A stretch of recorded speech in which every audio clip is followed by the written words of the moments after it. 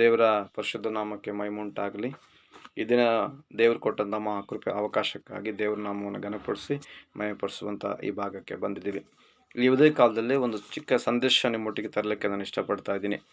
ಈ ಭಾಗದಲ್ಲಿ ಬಂದಾಗ ನಾವು 2 ಪೂರ್ವಕಾರುತ್ತ 20ನೇ ಅಧ್ಯಾಯದ 15ನೇ ವಾಕ್ಯದ ಭಾಗಕ್ಕಾಗಿ ಬರುವಾಗ ಇಲ್ಲಿ ಇದು ಹೇಳ್ತದೆ, ಯುದ್ಧವು ದೇವರದೇ, ನಿಮ್ಮದಲ್ಲ ಅಂತ ಹೇಳ್ತದೆ. ಯುದ್ಧವು ನಮ್ಮದಲ್ಲ, ದೇವರದೇ ಯುದ್ಧ. ದೇವರಿಗೆ ಯುದ್ಧ ಮಾಡಲಿಕ್ಕೆ ಬಿಟ್ಕೊಡ್ಬೇಕು. ಅದಕ್ಕೆ ಸಾದೃಶ್ಯವಾಗಿ ನಾವು ಬರುವಾಗ ಇಲ್ಲಿ 2 ಪೂರ್ವಕಾರುತ್ತ 17ನೇ ಅಧ್ಯಾಯದ 3ನೇ ವಚನ 5ನೇ ವಚನ 3ನೇ ಅಧ್ಯಾಯದ 5ನೇ ವಚನಕ್ಕೆ ಬಂದಾಗ ಇಲ್ಲಿ ಯೋಷಾಫಾಟನ ವಿಷಯದಲ್ಲಿ ಕೆಲವೊಂದು ವಿಷಯಗಳನ್ನು ನೋಡ್ತಾ ಇದ್ದೀವಿ. ಯೋಷಾಫಾಟನಿಗೆ ವಿರೋಧವಾಗಿ ಬಂದ ಶತ್ರುಗಳು ನಾಶವಾಗ್ತಾ ಇದ್ದಾರೆ. ಆದರೆ ಯೋಷಾಫಾಟನು ಯಾರ ಮೇಲೆ ಡಿಪೆಂಡ್ ಆದ? ಇಲ್ಲಿ ನಾವು ಈ ವಾಕ್ಯ ಭಾಗವನ್ನು ಸ್ವಲ್ಪ ಚರಿತ್ರೆ ಭಾಗದ ಸ್ವಲ್ಪ ಹಿನ್ನೆಲೆ ಭಾಗಕ್ಕೆ ಓದುವಾಗ ಇವನು ಯೋಷಾಫಾಟನು ಅನೇಕ ಶೂರಕೃತ್ಯಗಳನ್ನು ಮಾಡ್ತಾನೆ. ಅವನು ಬಾಳ್ ದೇವರುಗಳನ್ನು ಅವಲಂಬಿಸಲಿಲ್ಲ.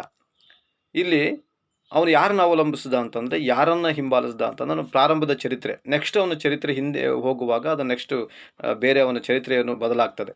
ಆದರೆ ಈಗ ಬರುವಾಗ ಪ್ರಾರಂಭದಲ್ಲಿ ಅವನು ಏನು ಮಾಡ್ತಾನೆ, ಯೋಷಾಫಾಟನಿಗೆ ವಿರೋಧವಾಗಿ ಶತ್ರುಗಳು ಬರುವಾಗ ಅವನೇನು ಮಾಡ್ತಾನಂದರೆ ದೇವರನ್ನು ಆದುಕೊಳ್ತಾನೆ.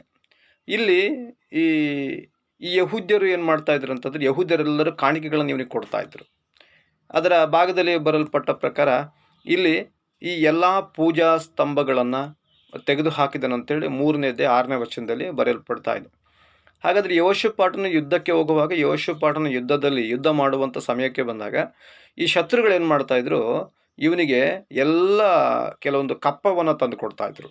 ಅಂದರೆ ಫಿಲಿಸ್ಟಿಯರಾಗಲಿ ಮತ್ತು ಬೇರೆ ಮೋವಾಬ್ಯರಾಗಲಿ, ಅಮ್ಮೋನಿಯರಾಗಲಿ, ಮೆಗುನ್ಯರಾಗಲಿ ಇವರೆಲ್ಲ ಏನು ಮಾಡ್ತಾಯಿದ್ರು ಅಂದರೆ, ಈ ಭಾಗಕ್ಕೆ ಬಂದಾಗ ಭಾಳಷ್ಟು ಶತ್ರುಗಳು ಇವನ ವಿಷಯದಲ್ಲಿ ಕೆಲವೊಂದು ವಿರೋಧವಾಗಿ ಬರಲಿಕ್ಕೆ ಹೆದರ್ತಾಯಿದ್ರು. ಕಾರಣ ಏನಂತಂದರೆ, ಯೋಷಾಫಾಟನು ದೇವರನ್ನು ಆಶ್ರಯಿಸಿಕೊಂಡ ಕಾರಣ. ಇಲ್ಲಿ ಒಂದು ಘಟನೆ ನಡೀತಾ ಇದೆ.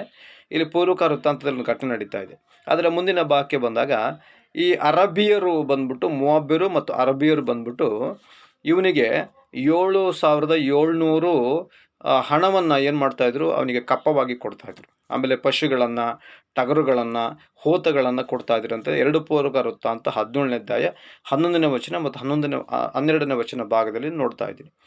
ಈಗ ಏನಾಗ್ತಿದೆ ಅಂತಂದರೆ, ಮೋವಾಬ್ಯರು, ಅಮ್ಮೋನಿಯರು, ಮೆಗುನ್ಯರು ಯುದ್ಧಕ್ಕೆ ಬರ್ತಾಯಿದ್ದಾರೆ. ಯುದ್ಧಕ್ಕೆ ಬರುವಾಗ ಯೋಷಾಫಾಟನ ಏನು ಮಾಡಬೇಕು? ಈಗ ಒಂದು ದೊಡ್ಡ ಪ್ರಶ್ನೆ ಯೋಷಾಫಾಟನ ಮುಂದೆ ಇದೆ. ಯೋಷಾಫಾಟ ಏನು ಮಾಡ್ತಾನಂದರೆ, ಅದರ 2 ಪೂರ್ವಕಾರುತ್ತ 20ನೇ 1ನೇ ವಚನಕ್ಕೆ ಬಂದಾಗ 1ನೇ ವಚನದಿಂದ ನಾವು ವಾಕ್ಯ ಭಾಗದಲ್ಲಿ ಮುಂದೆ ಹೋಗುವಾಗ ಇಲ್ಲಿ ಕೆಲವೊಂದು ಭಯ ಪ್ರಾರಂಭವಾಗುತ್ತೆ ಯೋಷಾಫಾಟನಿಗೆ. ಎಂಥ ಭಯ ಸ್ಟಾರ್ಟ್ ಆಗುತ್ತೆ ಅಂದರೆ, ಶತ್ರುಗಳು ಬರುವಾಗ ಇದನ್ನು ತಪ್ಪಿಸ್ಕೊಳ್ಳೋದು ಹೇಗೆ ಅನ್ನೋವಂಥ ಒಂದು ಆಲೋಚನೆಯನ್ನು ಮಾಡಿ ಹೆದರ್ತಾ ಇದ್ದಾನೆ. ಸ್ವಲ್ಪ ಮಟ್ಟಿಗೆ ಅವನು ಹೆದರುವಂಥ ಭಾಗವನ್ನು ನೋಡ್ತಾ ಇದ್ದೀವಿ. ಇವನು ಹೆದರ್ದ, ಆದರೆ ಓಡಿ ಹೋಗಲಿಲ್ಲ. ಏನು ಮಾಡ್ತಾ ಇದ್ದಾನಂದರೆ, ಹೆದರಿ ಯಾರನ್ನು ಆಶ್ರಯಿಸಿಕೊಂಡ ಅಂತಂದರೆ, ಯೆಹೋವನನ್ನೇ ಆಶ್ರಯಿಸಿಕೊಂಡನಂತೇಳಿ 20ನೇ ಅಧ್ಯಾಯದ 3ನೇ ವಚನದಲ್ಲಿ ಬರೆಯಲ್ಪಡ್ತದೆ. 2 ಪೂರ್ವಕಾಲ 20ನೇ ಅಧ್ಯಾಯ 3ನೇ ವಚನದಲ್ಲಿ. ಇಲ್ಲಿ ಅದಾದ ನಂತರ ಏನು ಮಾಡ್ತಾನಂದರೆ, ಉಪವಾಸವನ್ನು ಗೊತ್ತು ಮಾಡ್ತಾ ಇದ್ದಾನೆ. ಅದಾದ ನಂತರ ಸಭೆಯಾಗಿ ಕೂಡಿಸ್ತಾ ಇದ್ದಾನೆ. ಯಾರು? ಇಸ್ರಾಯೇಲರನ್ನ, ಯಹೂದ್ಯರನ್ನು ಸಭೆಯಾಗಿ ಕೂಡಿಸ್ತಾ ಇದ್ದಾನೆ. ಆಮೇಲೆ ಪ್ರಾರ್ಥನೆ ಮತ್ತು ಸಮರ್ಪಣೆಯಲ್ಲಿ ಮುಂದೆ ಹೋಗ್ತಾ ಇದ್ದಾನೆ. ಆವಾಗ ಇಲ್ಲಿ ನನ್ನ ಭಾಗಕ್ಕೆ ಬಂದಾಗ ಈ ಯೋಷಾಫಾಟನು ಹೆದರಿದ, ಆದರೆ ಶತ್ರುಗಳಿಂದ ಎದುರು ಓಡಿ ಹೋಗಲಿಲ್ಲ. ಅವನು ಯಾರನ್ನು ಆಶ್ರಯಿಸಿಕೊಂಡ ಅಂತಂದರೆ, ಸರ್ವಶಕ್ತನಾದ ದೇವರನ್ನು ಆಶ್ರಯಿಸಿಕೊಂಡ. ನನ್ನ ಈ ವಾಕ್ಯ ಭಾಗಕ್ಕಾಗಿ ಬಂದಾಗ ಅನೇಕ ಸಲ ನಮಗೆ ಶತ್ರುಗಳು ಬರುವಾಗ, ಸ್ಥಿತಿಗಳು ಬರುವಾಗ, ಘಟನೆಗಳು ಬರುವಾಗ, ನಮ್ಮ ಕುಟುಂಬದ ಜೀವಿತಗಳಲ್ಲಿ, ಸೇವೆ ಜೀವಿತದಲ್ಲಿ ಅನೇಕ ಪರಿಸ್ಥಿತಿಗಳನ್ನು ಎದುರಿಸಲಿಕ್ಕಾಗದಿರುವಂಥ ಸ್ಥಿತಿಗಳು ಬಂದಾಗ ನಾವೇನು ಮಾಡ್ತೀವಿ ಅಂದರೆ, ಹೆದರುವಂಥ ಸ್ಥಿತಿ ಬರ್ತದೆ. ಆ ಮನುಷ್ಯನಿದ್ದಂಥ ಸಾಮಾನ್ಯವಾದ ಒಂದು ಸ್ವಭಾವ, ಹೆದರುವ ಸ್ವಭಾವ. ಆದರೆ ಒಂದು ಮಾತ್ರ ಸತ್ಯ, ನಾವು ಹೆದರಿ ಓಡು ಹೋಗಬಾರ್ದು. ದೇವರನ್ನು ಯೋಷಾಫಾಟನ ಹೇಗೆ ಆಶ್ರಯಿಸಿಕೊಂಡು ಹಾಗೆ ನಾವು ಆಶ್ರಯಿಸ್ಕೊಳ್ಬೇಕು. ಇಲ್ಲಿ ವಾಕ್ಯ ಭಾಗದಲ್ಲಿ ಬರೆಯಲ್ಪಟ್ಟ ಪ್ರಕಾರ ಈ ಯುದ್ಧ ಪ್ರಾರಂಭವಾಗ್ತದೆ. ಯುದ್ಧಕ್ಕೆ ಎಲ್ಲರೂ ಸನ್ನದ್ಧರಾಗ್ತಾ ಇದ್ದಾರೆ.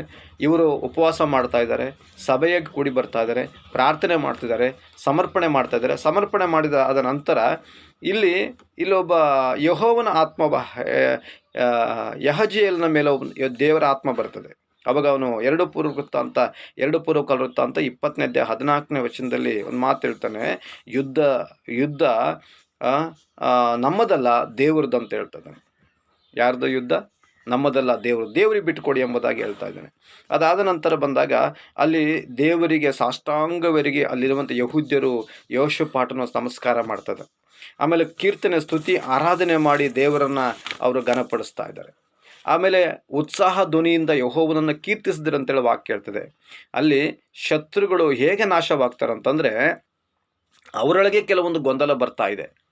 ಇಲ್ಲಿ 2 ಪೂರ್ವಕವೃತ್ತ ಅಂತ ಅದರ 20ನೇ ಅಧ್ಯಾಯ 22ನೇ ವಚನ 23ನೇ ವಚನಕ್ಕೆ ಬಂದಾಗ ಇಲ್ಲಿ ಶತ್ರುಗಳು ನಾಶ ಉಂಟಾಗುವುದನ್ನು ನೋಡ್ತಾ ಇದ್ದೀವಿ. ಇಲ್ಲಿ ಉತ್ಸಾಹದಿಂದ ಸ್ತುತಿ ಮಾಡುವುದನ್ನು ನಾವು ಭಾಗವನ್ನು ನೋಡ್ತಾ ಇದ್ದೀವಿ. ಇಲ್ಲಿ ಅದರ 20ನೇ ಅಧ್ಯಾಯ 24ನೇ ವಚನ 25ನೇ ವಚನಕ್ಕೆ ಬಂದಾಗ ಹೆಣಗಳ ರಾಶಿ ಅನೇಕ ಆ ಒಂದು ಯುದ್ಧದಲ್ಲಿ ಬಿದ್ದಿರ್ತದೆ ಎಂಬುದಾಗಿ ನೋಡ್ತೀವಿ. ಅಂದರೆ ಹೇಗೆ ಅಂತಂದರೆ ಯಾವಾಗ ಯೆಹೋಷಾಫಾಟನು ಸ್ತುತಿಸಿದ್ನೋ, ಯಾವಾಗ ಯೆಹೋಷಾಫಾಟನು ದೇವರನ್ನು ಮಹಿಮೆಪಡಿಸಿದ್ನೋ, ಆರಾಧಿಸಿದ್ನೋ, ಆ ಯಹೂದ್ಯರೆಲ್ಲ ದೇವರನ್ನ ಸಾಷ್ಟಾಂಗವರಿಗೆ ನಮಸ್ಕಾರ ಮಾಡಿದ್ರೋ ದೇವರ ಒಂದು ಪ್ರಸನ್ನತೆ, ದೇವರ ಮಹಿಮೆ ಯುದ್ಧದ ಒಳಗೆ ಬಂತು. ವಿರೋಧವಾಗಿ ಬಂದ ಶತ್ರುಗಳ ಬಲಗಳನ್ನು ದೇವರೇ ಮುರಿದು ಹಾಕಿದ್ರು. ಅನೇಕ ಸಲ ನಾವೇನು ಮಾಡ್ತೀವಿ ಅಂದರೆ ನಾವು ಯುದ್ಧ ಮಾಡ್ತೀವಿ. ನಾನೇನು ಹೇಳೋದಂದರೆ ನಾವು ಯುದ್ಧ ಮಾಡಬಾರ್ದು, ದೇವರಿಗೆ ಯುದ್ಧ ಮಾಡೋಕ್ಕೆ ಬಿಟ್ಕೊಡ್ಬೇಕು. ದೇವರಿಗೆ ಯುದ್ಧ ಮಾಡ್ಲಿಕ್ಕೆ ಬಿಟ್ಕೊಟ್ರೆ ದೇವರು ಪರ್ಫೆಕ್ಟಾಗಿ ತುಂಬ ಚೆನ್ನಾಗಿ ಅದ್ಭುತವಾಗಿ ಯುದ್ಧವನ್ನು ಮಾಡಿ ನಮಗೆ ಜಯ ತಂದು ಕೊಡ್ತಾನೆ. ಇಲ್ಲಿ ನಾವು ವಾಕ್ಯ ಭಾಗ ಓದಲ್ಪಟ್ಟ ಪ್ರಕಾರ 2 ಪೂರ್ವಕಾಲ 20ನೇ ಅಧ್ಯಾಯದ 14ನೇ ವಚನದಿಂದ 17ನೇ ವಚನದವರೆಗೂ ನಾವು ಓದಲ್ಪಟ್ಟ ಪ್ರಕಾರ ಇಲ್ಲಿ ಯೆಹೋವನ ಆತ್ಮವು ಯಹಜೀಯೇಲನ ಮೇಲೆ ಬರ್ತಾ ಇದೆ. ಅವಾಗ ಅವನು ಒಂದು ಮಾತು ಹೇಳ್ತಾನೆ, ಯುದ್ಧವು ನಮ್ಮದಲ್ಲ ದೇವರದು. ಹಾಗಾದರೆ ಈ ದಿನ ನೀವು ಯುದ್ಧ ಮಾಡಬೇಡ್ರಿ, ದೇವರು ನಿಮಗಾಗಿ ಯುದ್ಧ ಮಾಡ್ತಾನೆ ಎಂಬುದಾಗಿ ಹೇಳಲ್ಪಡ್ತದೆ. ಹಾಗಾಗಿ ನನ್ನ ಎಕ್ಸಾಂಪಲ್ಲು, ದಾವೀದನು ಯುದ್ಧ ಮಾಡ್ತಾ ಇದ್ದಾನೆ. ಯಾರ ಮೇಲೆ? ಗೋಲಿಯಾತನ ಮೇಲೆ. ಅದು ದಾವೀದನಿಗೆ ಕೊಟ್ಟಂಥ ಬಲ ಯಾವುದು? ಸರ್ವಶಕ್ತನಾದ ದೇವರ ಬಲ. ಆದರೆ ಯೆಹೋಷಾಫಾಟನಿಗೆ ಹೇಳೋ ಪ್ರಕಾರ ನೀನು ಈ ಸಲ ಯುದ್ಧ ಇಷ್ಟು ವರ್ಷಗಳು ಯುದ್ಧಗಳಲ್ಲಿ ಯುದ್ಧ ಮಾಡ್ತಾ ಇದ್ರಿ, ಆದರೆ ಈ ಸಲ ಯುದ್ಧ ಮಾಡಬೇಡ್ರಿ, ನಾನು ಯುದ್ಧ ಮಾಡ್ತೀನಿ ಅಂತ ಇಲ್ಲಿ ಭಾಗದಲ್ಲಿ ಬರೆಯಲ್ಪಡ್ತದೆ. ಹಾಗಾದರೆ ಯೆಹೋಷಾಫಾಟನ ಬದಲಿಗೆ, ಯಹೂದ್ಯರ ಬದಲಿಗೆ ದೇವರೇ ಯುದ್ಧ ಮಾಡಿ ಶತ್ರುಗಳನ್ನು ಅಲ್ಲಿ ಮಾಡ್ತಾರೆ. ಇಲ್ಲಿ ವಾಕ್ಯದಲ್ಲಿ ನಾವು ಓದಲ್ಪಡ್ತಾ ಇದ್ದೀವಿ, ಅವರವರೊಳಗೆ ಶತ್ರುಗಳು ಸತ್ತು ಹೋಗೋದನ್ನು ನೋಡ್ತಾ ಇದ್ದೀವಿ. ಅವ್ರ ಶತ್ರುಗಳು ಒಡ್ಕೊಂಡು ಅವರು ನಿರ್ನಾಮವಾಗೋದು, ನಾಶವಾಗೋದನ್ನು ನೋಡ್ತಾ ಇದ್ದೀವಿ. ಇಲ್ಲಿ ಅದಕ್ಕೆ ನನ್ನ ಒಂದು ಈ ವಾಕ್ಯ ಬಂದಾಗ ಇದಕ್ಕೆ ಒಂದು ಹೆಸರು ಬರ್ತಾ ಇದೆ, ಬೆರಾಕ ತಗ್ಗು ಅಂತಂದರೆ 4ನೇ ದಿನದಲ್ಲಿ ಯೆಹೋವನನ್ನು ಸ್ತುತಿಸಿ ಸಿದ್ಧರಿಂದ ಅವರ ಹೆಸರು ಬೆರಾಕ ಅಂತ ಬರ್ತಾ ಇದೆ. ಬೆರಾಕ ಅಂತಂದರೆ ಹೊಗಳಿಕೆ. ಕರ್ತನನ್ನು ಹೊಗಳಿದ್ರು, ಬೆರಾಕ ಅಂದರೆ ಸ್ತುತಿಸಿದ್ರು, ಆದರೆ ಅವರು ಜಯವನ್ನು ಹೊಂದಿದ್ರು. ಹಾಗಾದರೆ ಈ ಜಯದೊಂದಿಗೆ ಯೆಹೋಷಾಫಾಟ ಮತ್ತು ಯಹೂದ್ಯರು ಯೆರೂಸಲೇಮಿಗೆ ಬರ್ತಾ ಇದ್ದಾರೆ. ಆಲಯಕ್ಕೆ ಬಂದರು. ಯೆಹೋವನು ತಾನು ಯುದ್ಧ ಮಾಡಿದೆಂಬುದಾಗಿ ಅನ್ಯ ದೇಶಗಳವರಿಗೆ ಗೊತ್ತಾದಾಗ ಬಹು ಭಯಪಟ್ಟರು ಎಂಬುದಾಗಿ 2 ಪೂರ್ವವೃತ್ತಾಂತ 20ನೇ ಅಧ್ಯಾಯ 26ನೇ ವಚನದಿಂದ 30ನೇ ವಚನ ನೀವು ಓದಲ್ಪಡ್ಬೋದು. ನಾನೇನು ಹೇಳಲಿಕ್ಕೆ ಹೊರಟಿದ್ದೀನಿ ಅಂದರೆ ಇವತ್ತು ಯುದ್ಧ ನಮ್ಮದಲ್ಲ, ದೇವರದು. ದೇವರಿಗೆ ಬಿಟ್ಟುಕೊಡ್ರಿ. ನಿಮ್ಮ ಕಷ್ಟಗಳು, ಸ್ಥಿತಿಗಳು, ಪರಿಸ್ಥಿತಿಗಳು, ಹೋರಾಟಗಳು ಏನಿದ್ರೂ ದೇವರಿಗೆ ಸಮರ್ಪಣೆ ಮಾಡಿ ಬಿಟ್ಟುಕೊಡ್ರಿ. ನಿಮ್ಮ ಪಕ್ಷವಾಗಿ ದೇವರು ಇರ್ತಾರೆ, ದೇವರೆಲ್ಲವನ್ನು ಮಾಡ್ತಾರೆ. ದೇವರಿಗೆ ಬಿಟ್ಟುಕೊಟ್ರೆ ದೇವರು ನಮ್ಮ ಪಕ್ಷವಾಗಿ ನಿಲ್ತಾರೆ. ನಾನು ಯುದ್ಧ ಮಾಡಲಿಕ್ಕೆ ಹೋದರೆ ಅದು ಏನಾದರೂ ಸ್ವಲ್ಪ ಏರುಪೇರು ಆಗ್ಬೋದು, ಸೋತು ಹೋಗ್ಬೋದು, ಬಲಹೀನರಾಗ್ಬೋದು, ಏನೋ ಒಂದು ಕಳ್ಕೊಬೋದು. ಆದರೆ ದೇವರು ನಿಂತು ಯುದ್ಧ ಮಾಡಿದ್ರೆ ಎಲ್ಲವನ್ನು ನಾವು ಹೊಂದಿಕೊಳ್ಳೋಕ್ಕೆ ಮಾತ್ರ ಸಾಧ್ಯ. ಯೆಹೋಷಾಫಾಟನ ಸಂಗಡ ಇದ್ದ ದೇವರು ನಮ್ಮ ಸಂಗಡ ಇದ್ದಾರೆ. ಅಲ್ಲಿದ್ದಂಥ ಆ ಸ್ತುತಿ, ಆರಾಧನೆ, ದೇವರನ್ನ ಮಹಿಮೆಪಡಿಸಿದಂಥ ಗುಂಪಿನ ಸಂಗಡ ಇದ್ದ ದೇವರು ನಮ್ಮ ಸಂಗಡ ಇದ್ದಾರೆ. ನಮ್ಮನ್ನು ವಿಶೇಷವಾದ ಜಯ ಕಡೆಗೆ ನಡೆಸ್ತಾರೆ. ದೇವರು ಈ ವಾಕ್ಯಗಳನ್ನು ಆಶೀರ್ವದಿಸಲಿ. Thank you. Praise Lord. God bless you.